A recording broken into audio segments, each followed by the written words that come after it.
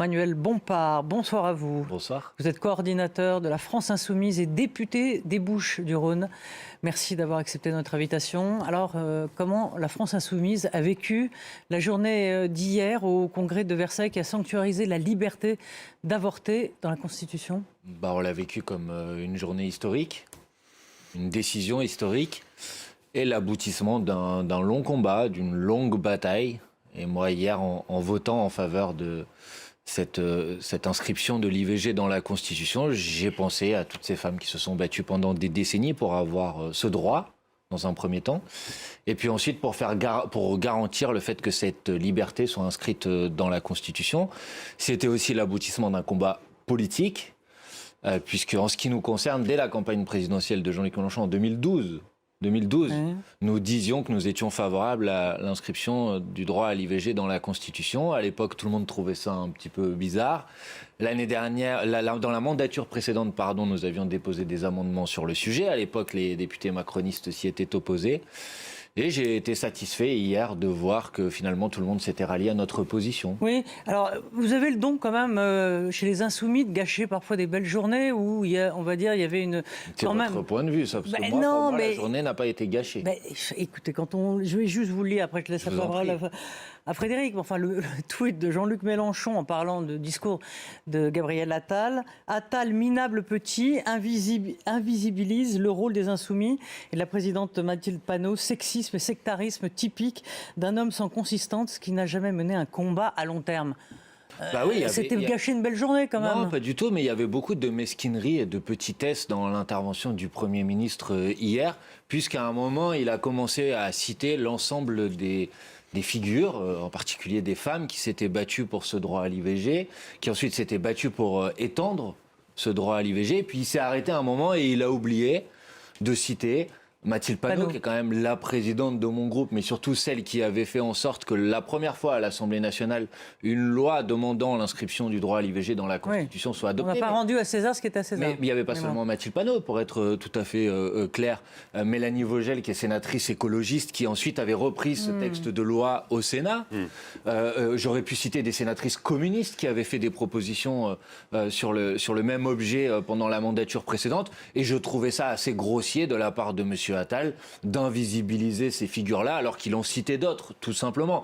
Donc c'est lui qui, il me semble, dans un moment comme ça, qui devrait être un moment d'unité nationale, aurait pu éviter ce type de mesquinerie. Alors vous, sans doute, pour rattraper ce que vous considérez comme une boulette ou comme une mauvaise manière politique, mauvaise manière. Vous avez voulu visibiliser, peut-être même survisibiliser Mathilde Panot avec ce photomontage de Mathilde Panot et Simone Veil avec cette légende.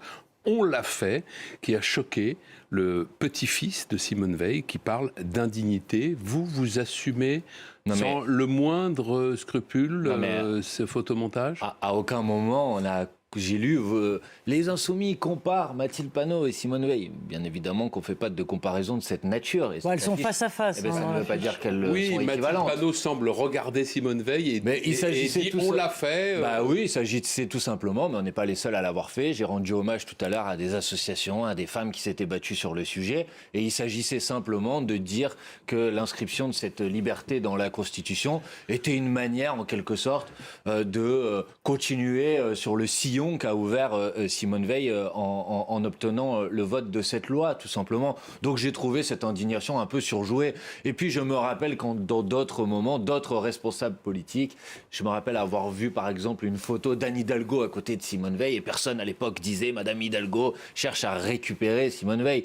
Donc j'ai trouvé qu'on était là face à une indignation qui était, il me semble, extrêmement surjouée. Mais j'ai bien compris qu'il y avait à l'égard de la France Insoumise un pilonnage médiatique permanent. Votre mouvement est devenu incandescent, en fait. Non, c'est pas qu'il est incandescent, c'est que quand on obtient une grande victoire idéologique, parce qu'encore une fois, quand nous avons défendu, il y a plus de 10 ans de ça, l'inscription du droit à l'IVG dans la Constitution, tout le monde nous regardait de haut. Que Mme Braun-Pivet, qui hier présidait le Congrès, il y a encore quelques mois de ça, votez contre à l'Assemblée nationale, prenez dans l'hémicycle de l'Assemblée nationale la parole pour s'opposer à l'inscription du droit à l'IVG dans la Constitution. J'ai bien noté que quand on avait cette belle victoire idéologique, il fallait essayer de salir ça en essayant d'invisibiliser à la France insoumise ou de déclencher des polémiques sur notre compte. Nous nous arrogeons pas tout seuls la victoire d'hier. Nous savons à qui nous la devons, à ces associations, à ces femmes, à ces collectifs qui se sont battus pendant des décennies et des décennies pour l'obtenir. Mais nous prenons notre part dans cette bataille et nous aimerions tout simplement pas en être totalement écartés. C'est simple, il me semble.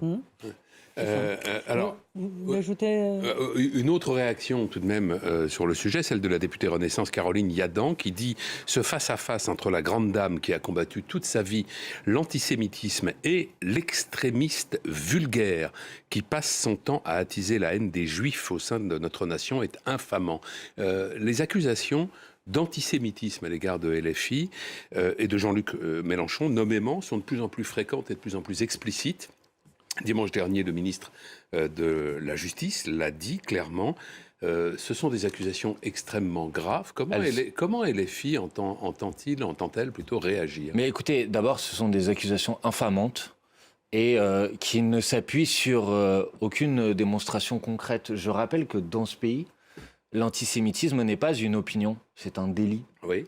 Donc, or, quand on traite quelqu'un de LFI d'antisémite, attendez, s'il s'estime que c'est un délit... Je vais vous répondre. Oui.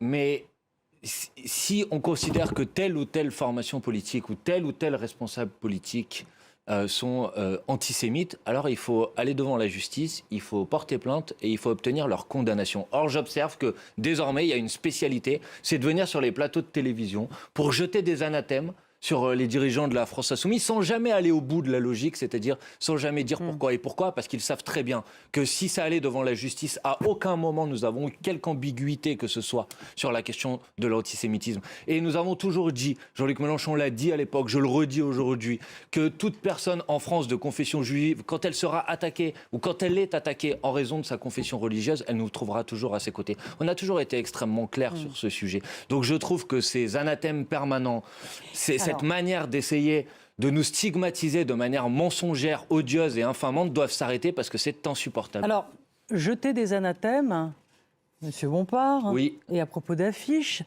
la France insoumise ne manque pas vraiment d'imagination. Pour votre campagne, pour lancer les européennes, eh bien, votre mouvement a fait une série d'affiches. Exemple, les riches votent et vous. Et là-dedans, vous prenez des figures.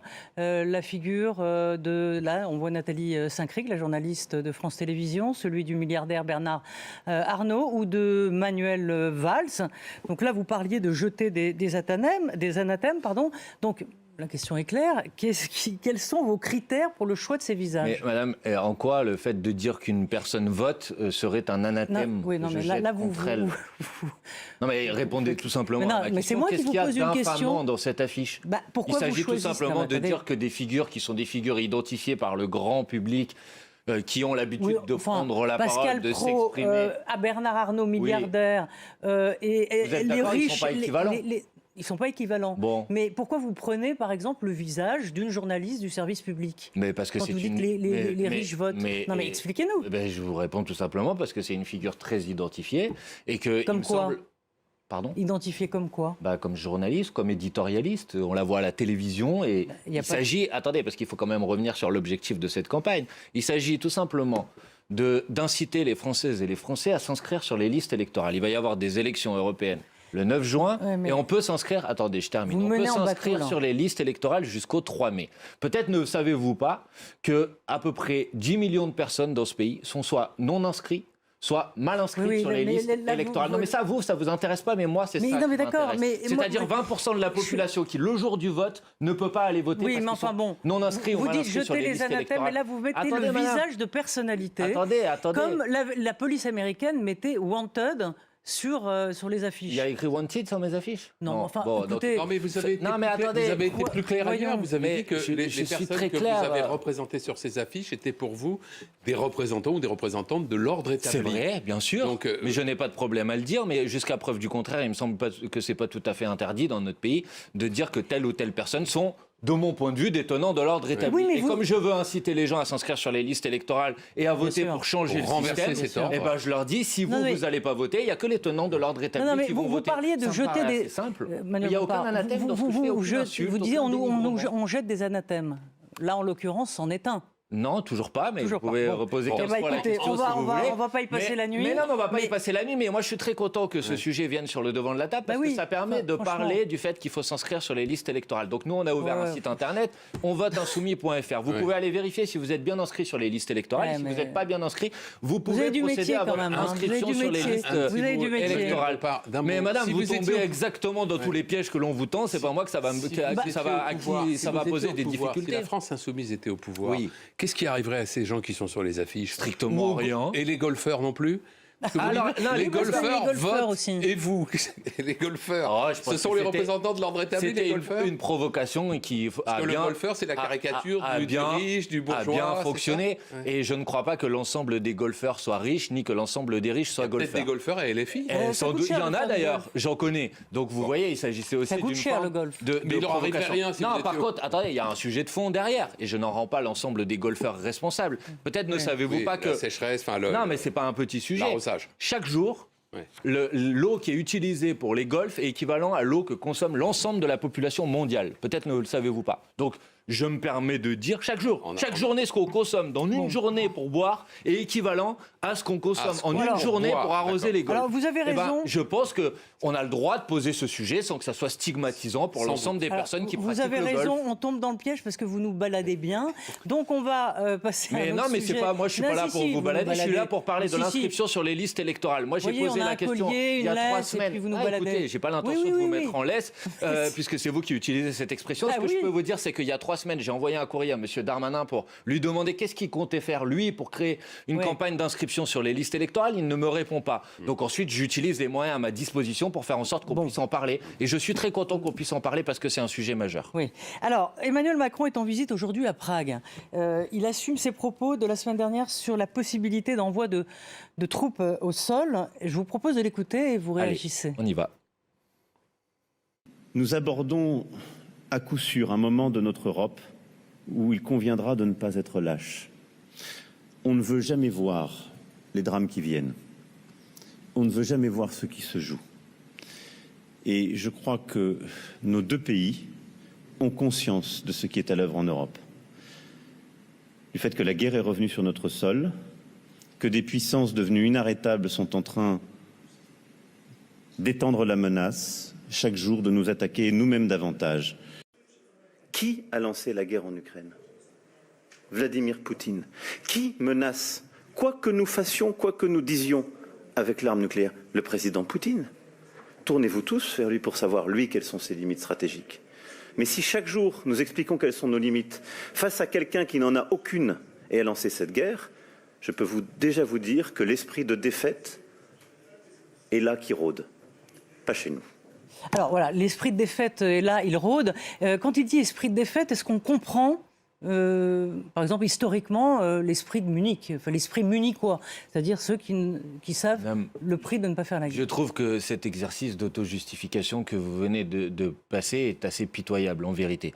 Tout le monde sait que le président de la République a tenu la semaine dernière des propos irresponsables qui ont immédiatement d'ailleurs été condamnés par à peu près l'ensemble des puissances, y compris de l'OTAN, qui ont vu l'ensemble de nos alliés. C'est pas une posture, ça? L'ensemble de nos alliés dire non, il ne peut pas en être question, et ont vu une condamnation très claire, y compris dans la classe politique en France. Donc il cherche maintenant à reculer. Il a eu différents types de reculades. Au début, il nous a dit que ce n'était pas vraiment des troupes, c'était des instructeurs ou je ne sais quoi, ou des formateurs. Ensuite, il nous a expliqué qu'il s'agissait de créer une ambiguïté stratégique, c'est-à-dire de ne pas dire vraiment ce qu'on comptait faire. Mais sauf que le résultat produit est le résultat exactement inverse, puisque l'ensemble des autres puissances dans le monde ont dit qu'elles excluaient, elles, le fait d'envoyer des troupes en Ukraine. Donc si ça devait produire une ambiguïté stratégique, permettez-moi de vous dire que le résultat obtenu est le résultat exactement Emmanuel inverse. Si on Bompard, veut créer une ambiguïté stratégique, le mieux c'est de se taire. Est-ce que vous considérez aujourd'hui que Vladimir Poutine n'a pas d'autres ambitions, ne fait pas peser des menaces sur d'autres pays que l'Ukraine? Mais sans doute qu'il fait peser des menaces sur d'autres pays que l'Ukraine. Mais mon sujet à moi, c'est comment on fait en sorte que ça s'arrête. Or, je pense et j'assume de dire que, de mon point de vue, la voie militaire, l'issue militaire, l'idée qu'on pourrait gagner militairement contre une puissance qui dispose de l'arme nucléaire me paraît être un vœu pieux et une impasse totale. Donc je pose la question de la négociation stratégique, de la négociation diplomatique, de faire en sorte de créer le plus rapidement possible les conditions d'un accord de paix. Peut-être que c'est difficile, madame, mais c'est encore plus difficile d'imaginer qu'on va gagner militairement contre une puissance qui dispose de l'arme nucléaire. Donc il n'y a pas d'autre chemin possible que celui de la diplomatie et de la négociation. Oui, alors... Comment on fait ? Eh bien, on cherche à mettre l'ensemble des puissances autour de la table et on pose, comme l'avait dit le président de la République Emmanuel Macron à l'époque, vous voyez, parfois il dit des choses qui ne sont pas complètement absurdes, il avait dit il faudra créer des conditions de sécurité mutuelle. En fait, vous êtes en train, si je vous écoute, Manuel Bompard, il y a une forme de déni, peut-être, de savoir alors. Qui est véritablement Vladimir Poutine. Ça veut dire que vous lui, dans le fond, vous lui dites, allez, l'homme peut discuter, il peut venir à une table, il est encore capable de réfléchir, capable, c'est pas un fou, on peut lui parler. C'est ça que vous êtes en train de nous dire. Mais madame, je n'ai aucun déni de la difficulté, de la gravité de la situation. Je pense que ceux qui ont un déni, c'est ceux qui pensent que parce qu'on va multiplier les discours martiaux à la télévision, Vladimir Poutine va arrêter son intervention militaire qui se fait en violation du droit international. Donc je cherche à trouver un chemin qui est précisément un chemin réaliste pour faire en sorte que la paix revienne. Parce que je vous rappelle que chaque jour de guerre supplémentaire, c'est des gens qui meurent en Ukraine, c'est des gens qui meurent en Russie. Et donc je pense que ça serait raisonnable de dire qu'il faut que ça s'arrête. Si une solution diplomatique est encore possible aujourd'hui, pourquoi n'est-elle pas mise en œuvre par la puissance ou les puissances qui pourraient le faire ? C'est aux responsables, aux chefs d'État, sait pas de qui on parle, aux chefs d'État qu'il faut poser cette question. Moi, je pense qu'il est toujours possible d'obtenir la paix.